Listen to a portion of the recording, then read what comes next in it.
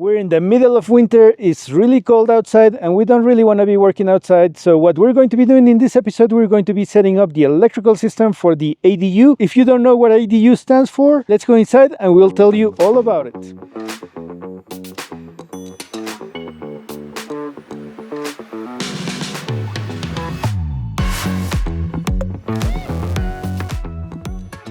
So welcome to our ADU, and let's start with the basics. So ADU stands for Accessory Dwelling Unit, and what that means is you have a property and you have a house in there. It's a single address, you have a single water meter, you have a single electrical service, but you can build an additional structure that it's going to be a house that stands on its own. Now it can be separate to the house or it can be attached, doesn't matter. The important thing is that it's a place where you can live. So it must have a permanent kitchen, it must have a full working bathroom, and it must meet all the requirements by code for plumbing, electrical, and whatnot. Now, this is ours. Ours is pretty small, but if you want to see some amazing examples of ADUs, you can check ADU for You. It's our friend Jeff, and he builds ADUs that look amazing, way better than many houses I have seen in my life. But going back to requirements, so this is ours. We need to meet the requirements by code, but we also need to meet the requirements from our amazing interior designer. And we're going to be posting pictures here and there of what she designed for us. So what we have right here, it's the kitchenette area. It has a fridge, it has a sink, dishwasher machine, everything you need in the kitchen. Then over here we have like a small living room, and you can see we already have lamps thrown on the floor. And we actually have already received them over here, so they are waiting to be installed. And then if we continue moving, so that's the living room, the kitchenette. If we look in here, this square, it's it's going to be the bed. And then what we have in the back, it's the full working bathroom. So that's what we have over here. This one here, it's a closet that we're already using as a closet. And over here, it's the bathroom with the sink. This is a shower and the toilet. So, well, with that in mind, let me hand this off to Hector so that he can walk you through all the little details of the electrical installation. So let's begin with the electrical then. Obviously, this is our amazing Leviton panel that we love. We're in the process of wiring, so that's why this looks like a mess. But a lot of the breakers are not even installed, so it's safe enough. Obviously, we need to be careful that nothing is touching. Over here, actually, I wanted to show you before I go somewhere else. We got these organizing boxes. They're super amazing. And by the way, to buy all these 12 things, I think they cost like $20. So here's where we keep our little outlets, switches. I'll put a link in the description so that if you're interested, you can buy them. But these things are $20. Amazing. Anyway, let's get to the electrical stuff. As you see here, well, first off, we're in the mechanical room, not in the ADU. So what we've decided to do is to combine the area that's the ADU and the mechanical room into one single zone. And the reason we're doing that is because by code, because the mechanical room is so big, we need to have a fan or a vent to ventilate the air here inside the mechanical room with the airspace, with some airspace. Typically, you would do it to the exterior, but because we're super airtight, we're actually going to be mixing the air of the mechanical room with what's the ADU. So that's why we decided to put these two rooms together, if you will. As you can see, we have actually installed some of the lights, and I actually made a mistake here. You can see that we installed boxes like we did on the shed. We actually didn't need to install boxes because the reasons we installed the boxes is for our Siga Marex, but because here we have the ADU up there, both spaces are conditioned. Anyway, we didn't have to do that work. We did it. It's fine. No big deal. But another thing you might notice is that we actually have installed the lights. So one big lesson that we learned from the shed was we installed the drywall and then we came over and installed the lights. And installing the lights after the drywall was such a pain because when we made the holes for the drywall and everything, they didn't come out where they needed to be. So what we've done here is actually we cut a piece of drywall where the light goes, and that's why you see it installed. It's not even painted. We'll paint it eventually. But what we'll end up doing when we do install the drywall is that we'll just basically cut around these little boxes and then we'll just tape it with drywall. That way we know precisely where the lights go, and in fact it will make our lives easier for drywall because we just cut squares instead of making circles and all that kind of stuff. One other thing before we go upstairs is You might actually see, come here closer, look up here. We have an OSB here, and then we have drywall over here. There's a reason for that, actually, because when we submitted our papers for code inspection or to get our permit, when you have different structures, you need to have fire walls. And in this case, it's a fire roof. So what that means is that we're installing double 5/8 fire-resistant drywall here at the bottom between the mechanical room and the ADU, and it's going to be the same scenario between the ADU and the rest of the house. So that's why you see this double drywall here. It's for fire purposes. I'm sure I'll be talking about it later. So let's get out of here. Let's go up and I'll talk about what's going on over there.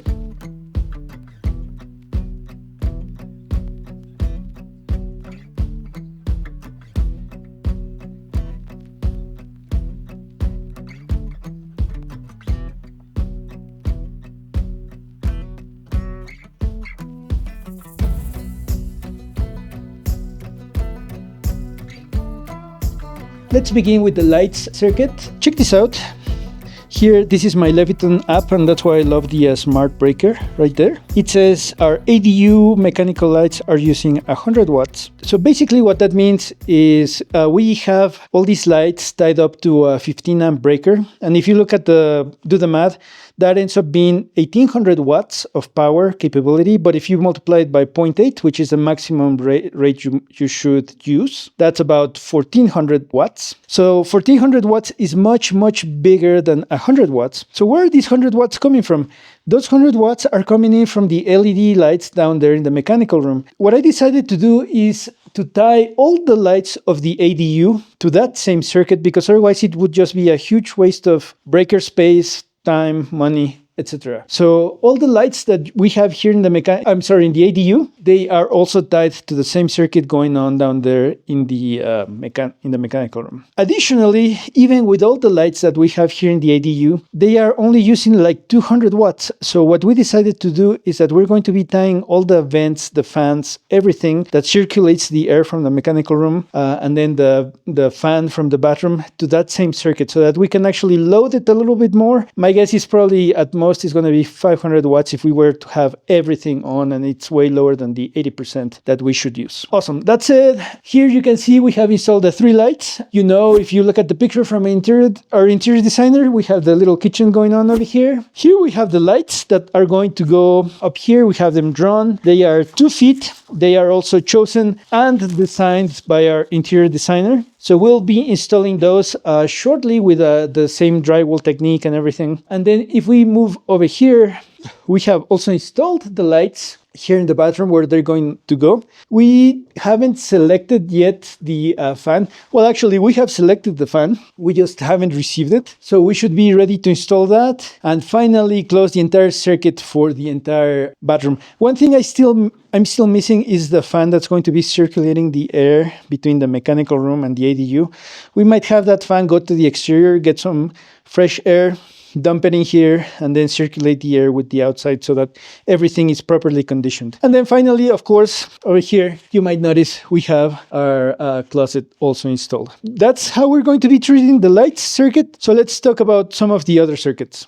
So let's talk now about the circuit for the bathroom. But the bathroom has a lot more requirements. Obviously, every circuit needs to be GFCI in wet areas. What we end up doing is we just put GFCI breakers for everything and AFCI breakers for everything. So that way we don't even have to think about it. And at the end of the day, we're safer. But here in the bathroom, what we decided to do is to put a 20 amp circuit breaker for what's the bathroom so that you can use like the hair dryer and all that stuff and not run into issues. One thing that you might notice here is that this outlet has that little tab, and that little tab tells the inspector, the homeowner, everybody that this is running on a 20 amp breaker. And in my opinion, it is really good practice to use these 20 amp outlets, letting people know what kind of circuit it is. Let's go to the main area and I'll talk a little bit more about other circuits. I forgot to mention real quick that up here in the lamps, the reason we leave that open is because we haven't passed the inspection. So the inspector needs to see all the wiring and all that stuff. So that's why it is that way. So now the outlets, all the basic outlets around here, the ADU, and it's going to be the same case for the house. They are on a 15 amp breaker.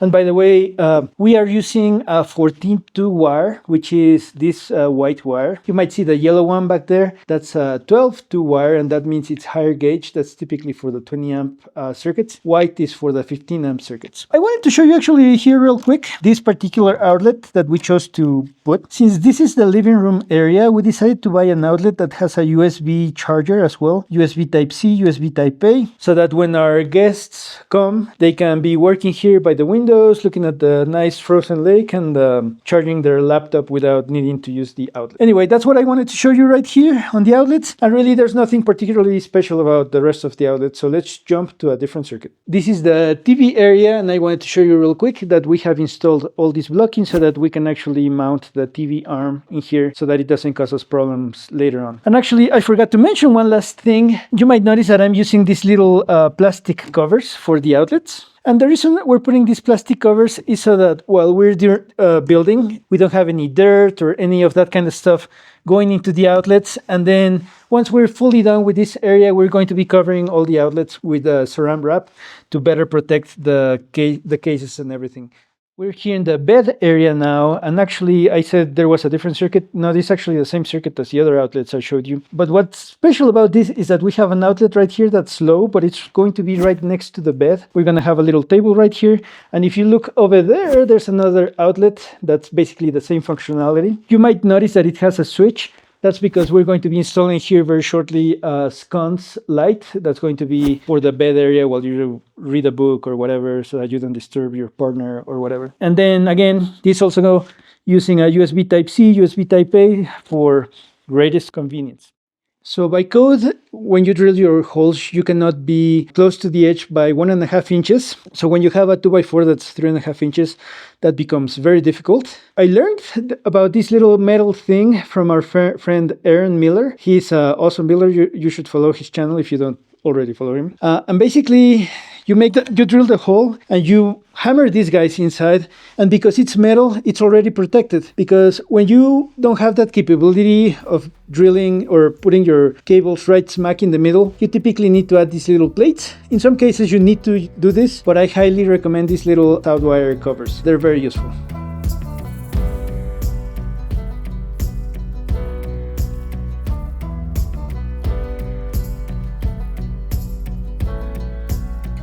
I forgot to mention we got dimmable lights. There's a little lever right here that's super discreet, and that's one of the reasons why we love Leviton. Check this out. Dimming, not dimming. Dimming, not dimming.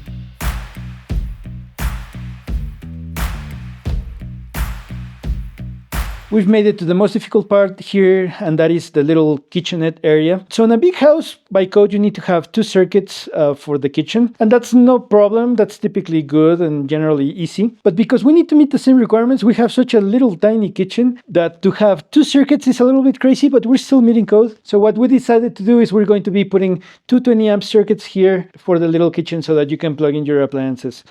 Typically, by code, you also need to have them about 2 feet from each other, and then also no more than, I think, a foot from the sink. Let's take a quick look down here. You might see all this craziness of wires. They're coming from the mechanical room, and you might wonder, why are they not coming from the wall? Well, that's one of the most annoying things I found about construction, at least the way we built this particular house, and that is that the concrete walls, they are 8 inches, while the studs are 5.5 inches, meaning we have concrete right there, so that's why we have to bring it out and then come out through the floor. That's not a big deal because here we have the little cabinets and it's going to get covered. We're going to put a little box on top of it. So anyway, that's a little bit annoying about what's going on. Let's talk code real quick. So when you have an outlet, you need to staple within 12 inches of the box. So that's why you see here, and that also applies to the panel down there. Next, we have this little outlet. That's a 20 amp outlet. So here we're going to have the fridge and the microwave up there. Next, here we have another independent circuit, by the way. This is also a 20 amp circuit. This is where we're going to have the stove. We already have the inductive stove selected, so you will probably see that in a future episode. Over here, we have yet another independent circuit. Here's where we're going to put the dishwasher sink that we hope to get. That's a 2-in-1, by the way. It's pretty awesome. So stay tuned and hopefully you'll see it.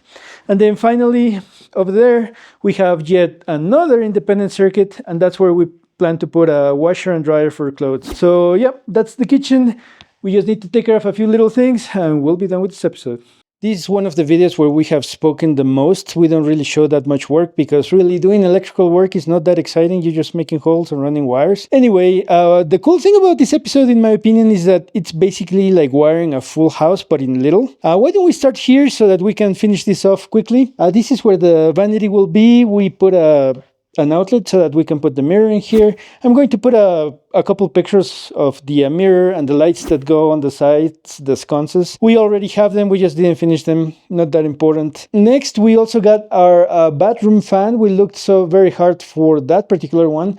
That one actually changes colors, see, like bright, party mode, whatever. And it actually has a fan too.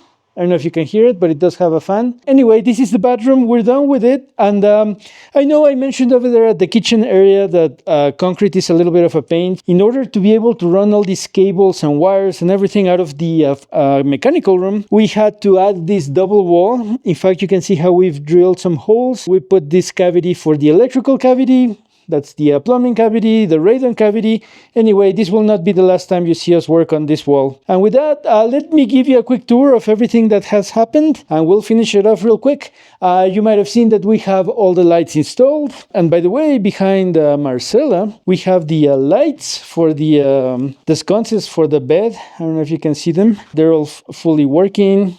I'm gonna shut them off. So anyway, here is everything. Since it's getting nice and warmer now, we're going to be starting to work outside. So let me know if you like this episode. I know, like I said, it's a lot of talking. We're showing a lot of different things. We have some electrical to do up there. So anyway, I hope you like it. Please consider liking and subscribing, and we'll see you on the next one.